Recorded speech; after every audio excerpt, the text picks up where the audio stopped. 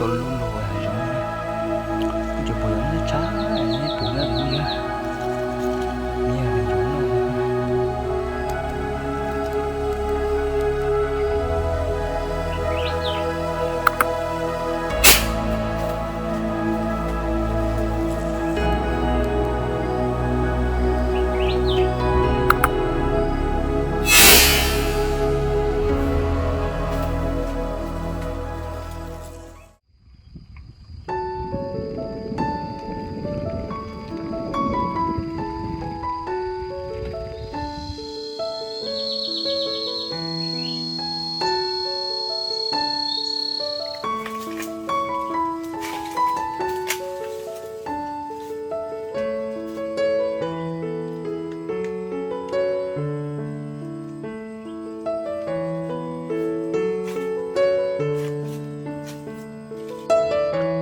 ก็สบายดีไอ้สิทุกคนเด้อมื้อนี้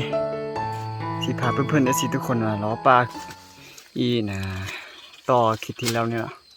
ส่วนยามฝนอยู่เด้อเพราะว่าส่วนยามฝนนี่บ่มีต้นไม้อย่างสำคัญเลยมีแต่มะปรางอย่างเดียวเนาะก็เลยมีแต่มารอมะปรางเด้อตอนนี้ก็ขึ้นมา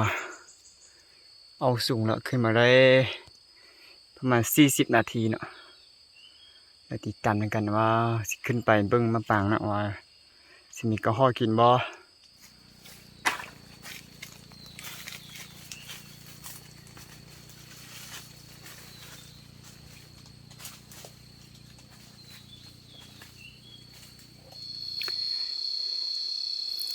ตอนนี้ขึ้นมาถึงต้นมะปรางนี่เพื่อนๆทุกคนเด้อกินบ่หลายปานใดนะก็ห้อกินธรรมดาเนี่ยหาก็กินไม่ตอนเช้าๆนี่แหละก็ห้อกินเนาะbên này comment đây nên chỗ nó trời tàu bông nè cái bông tung này giờ ý dạng rồi thì mà có cố là đúng nè cái gì cho nè cho ông kì cho luôn cho mẹ này à giờ cho luôn thân này như sòngต้นnhư thịt nằm cạnh nàyเลยสูงกว่าเรื่องด้วยแต่บางมันขึ้นกับต่ำๆนึงเนี่ยต้นไม้คือว่านี่ยังไงอยู่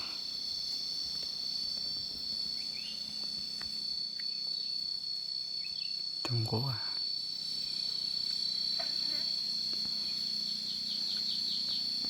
มันเป้าเขียวเลย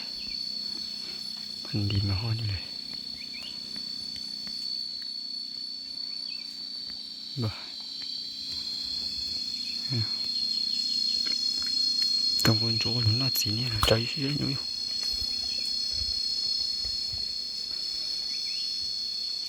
ยังจะใจเย็นนี่ปุกกูเหรอนี่กู说太นี่ไม่ใช่เจ้กูโตตรงกูนี่ไล่นะแต่ใช่ไหมยังจะเลยไอ้ปลาจากการหลุดรถตรงกูเนี่ยเราเคยจะสีนี้นะตอนเลยนกเป้าตัวนี้มันมากินนะเกมนกปังนะมากินตลอดเลยถ้าบ่ขาไทยเนี่ยก็สิยิงได้ละที่มาปังที่ว่ายังหลายเอาเรื่องเด้อยังได้เลยเอาติดตามไปหนึ่งกันเนาะ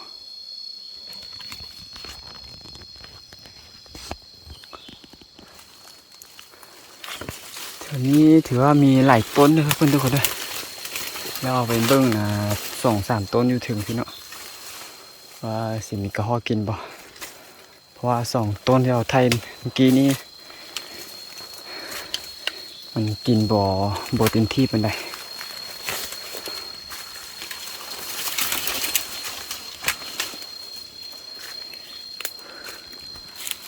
มาอันนี้ก็กระห้อกินเลยมานี่เนาะก็ห้อกินกันแต่ว่ากินก็เก่าแล้วเห็นจะนอกกูแล้วเลือดสิงไง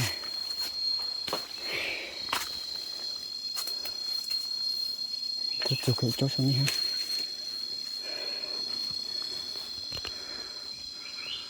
không biết trốn trả được chưa trong lên to chỗนี้จะเยอะต่างchỗ nhau to từ mà thì tao kia sẽ nhau to từ thì cái chẳng chú vào bố chỗนี้อยู่lên chú ý nữa gì thì có từ ở ít chỗ như chú nhé nó nhằng lại rồi mình hay có lên xúc nữa nó nhằng lại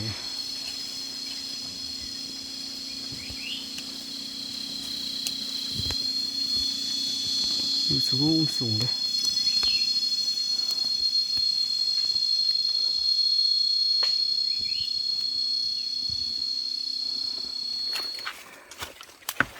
ถือว่ามาปางนะแถวๆนี้เนาะเขาก็เคยมายิงนะปีที่แล้วนี่เด้อปีไก่เนาะปีไก่นี่เขาก็มายิงไอ้กระห่อ4-5 ตัวเนาะแล้วเนี่ยปีนี้จะมาเบิ่งอีกทีนึงว่ามันจะมีกระห่อกินอีบอติดตามกันอย่างกันเนาะที่เจาะเกี้ยนะจุกไม่ยืดแล้วก็ตัวใช้ก็chỉ có từ ạ, có thể trong này tôi sai trong tầm lửa thôi, bây giờ trong tầm lửa thì cứ tô lại, nên chỗ tôi thì có tôi sai, nhớ thế cũng nhá ăn câu nữa, chỉ có từ này,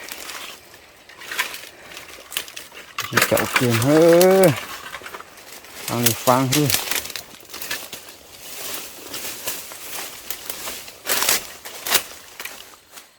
Tại vì nên vậy tôi chú cho bố số này à, cho bố số lù lù hàng giống như nó, cứ cho bùi nó chá lên bùn nữa thì không gì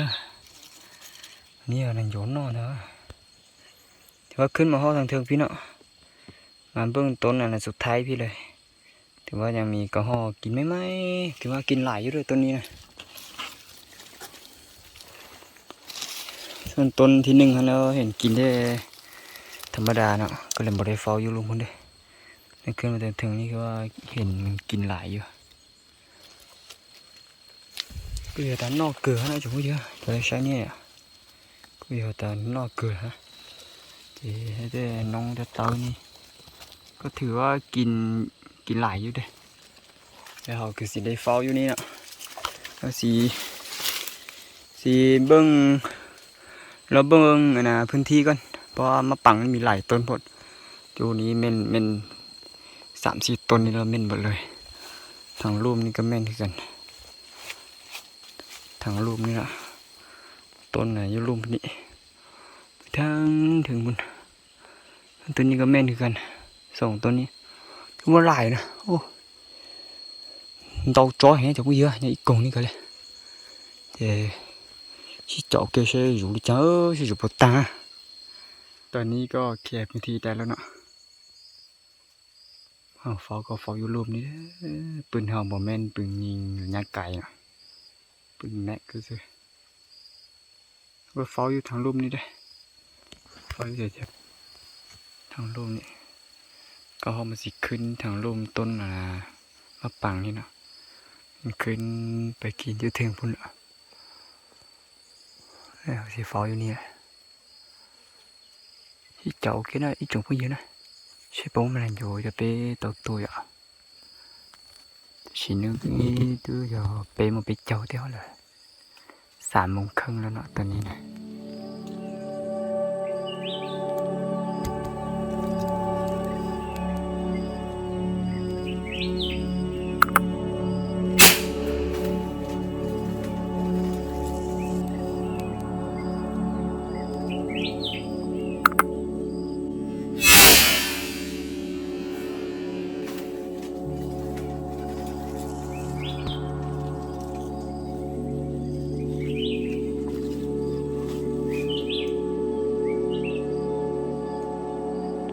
tốc rồi khăm thì khăm bông con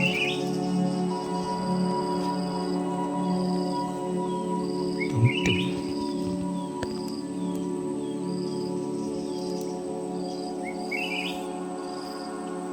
tông khăm như thế nào một tốc thế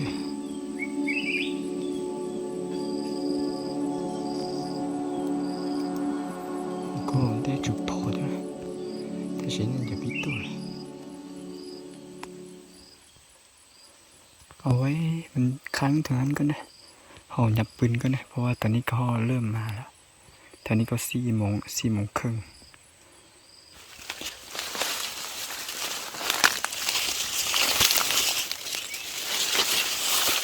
เจ็ดก็ห่อได้เจ็ดก็ห่อแดงกันเมื่อกี้ตกมาค้างเลย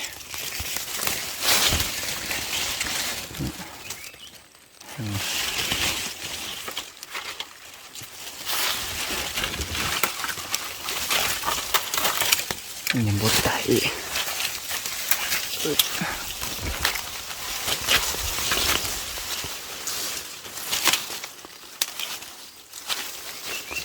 ตัวช่วงต้องตื่นเนี่ยยังไตบุดียังบดไตยังหายใจอยู่ช่วงป้าต้องตื่นเนี่ยตัวต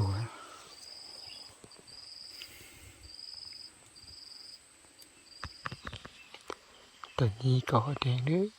ขึ้นไปกินมาปังทึ้งเลยแต่ละโยนตื่นยิ้มนาทีปูหึงชิ้นเยอะ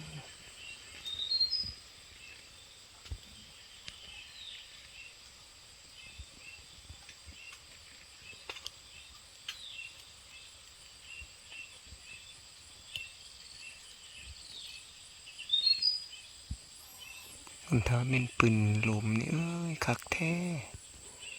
แต่ปืนแก๊สเราได้เต็มเบิ้งเลย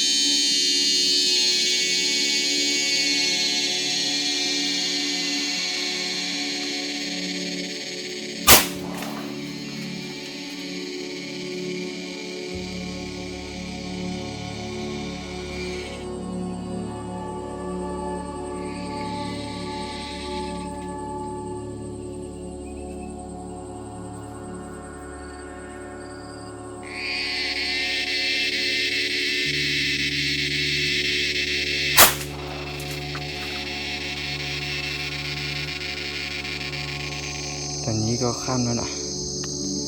ตอนนี้7 โมงไปนะ14 นาทีได้เพื่อนทุกคนด้วยก็ไปเก็บนะกระห้อเนาะ3 ตัวตำแรงนี่เด้อห้อนี้นี่แถวๆนี้เนาะเอาไปเก็บเบิ้งก็ได้ว่าสิได้หรือว่าสิเห็นบ่ก็จะนั่งโจ้จะไปเยอะก็จะนั่งโจ้อยู่เลยมันจะจุ๊บ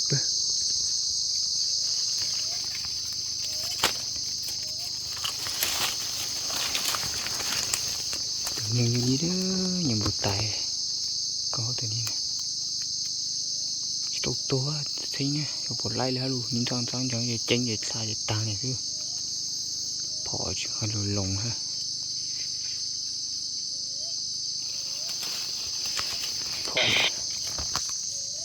bỏ lồng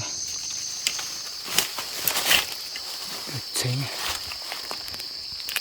ถึงไอ้ตัวจิตตัวมันก็เผาคอตัว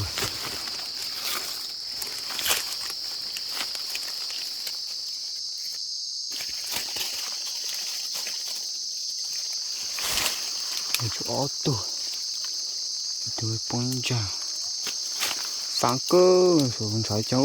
จะตรงมาเลยแค่ไม่ใส่ก็อยู่ไม่เยอะฟังthôi rồi lấy cả cho bao giờ lấy lâu tuổi này tôi tận kỳ này à là giờ ít tuần ấy tôi đã xì tổ đấy có đèn tôi nên có đàm sản tổ đấy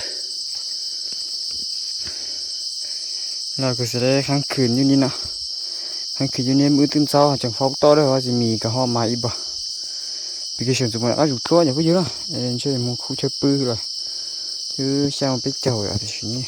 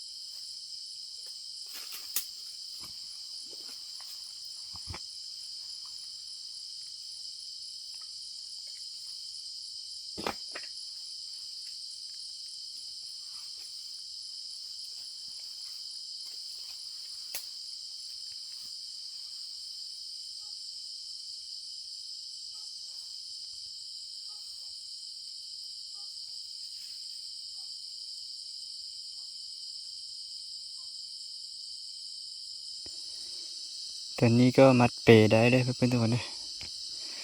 มัดเปนะนอนอยู่นี่เลยมากินข้าวกันเด้อนี่จะเป็นข้าวเจ้านะสำกำปั้นเนี่ยกัดอันนะปลาส้มนะเนี่ยปลาส้มมากินเลยเพราะว่าผมมีเวลาแต่งกินเด้อchứ mà sợ ôi nó họ thì dùng cho chế tôi dùng các câu tôi nó rồi bỏ mỏ luôn gì thế chẳng bao nhiêu thì nó mở tan chế dùng bự nè cho có ta cái ly này cái ly này chứ mua trái chỉ này tôi dùng làm dùng câu mình khó lỡ còn non nèเพราะว่าเดินแจ้งแล้วบ่มีอย่างเลยมีแต่นอนตื่นเช้าแล้วจะไปฟ้ากับหอต่อเด้อ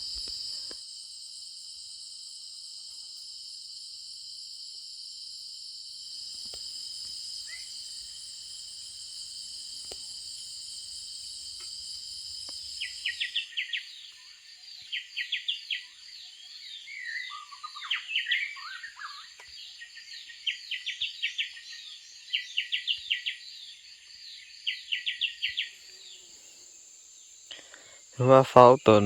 เช้าเนี่ยยิงได้ก็หอดำตัวนึงเลยเราเสียได้กลับแล้วตอนนี้นะเพราะว่าก็หอบ่มาแล้วนะตอนเช้านี้มาได้2ตัวเลยแต่ว่ามันมาได้ตอนยังบ่ทันแจ้งเนาะก็เลยถ่ายบ่ได้ให้เพื่อนทุกคนได้เบิ่งติดต่อจนตัวนี้ตัวที่ตัวเลยจะไปเยอะthường chú hệ nên chú gì từ chỉ tập phụ kể tôi là tôi đi từ thôi cho cá một bố nó ui to của ý vậy cho cá một gì mà thì on chậu kia một gì ตอนนี้ถือว่าจะได้ลงกลับไปนะลุ่มพุ่นอ่ะไปหาอีกพอเลยไปหาพ่อแล้วสิไปต่อคืนที่สองเด้อเราติดตามคืนที่สองตื่นนะเพื่อนๆทุกคนเด้อเราสิไปรอบไม่ได้ต่อเนาะ